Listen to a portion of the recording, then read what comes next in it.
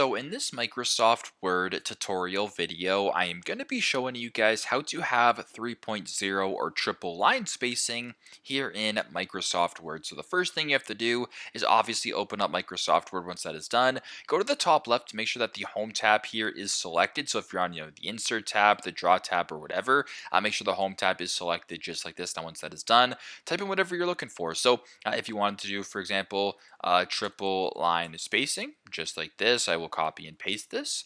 And what I will do now is actually just paste it in a bunch of different lines just like this. So you can see what I mean right now when I say line spacing. So what that basically does mean here is the amount of space in between the top line and the line below it of text. If you want to change this by default, I think it's set to 1.0 if I'm not mistaken. I'll highlight the text right here that you're looking to change.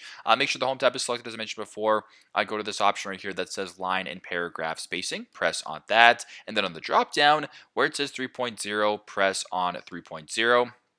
And there you go. As you can tell, the line spacing here is 3.0. That basically is the amount of space in between lines here in Microsoft Word. So pretty straightforward, pretty simple. This is how to have a 3.0 or triple line spacing here in Microsoft Word. Thanks again for watching, and I hope this video helps.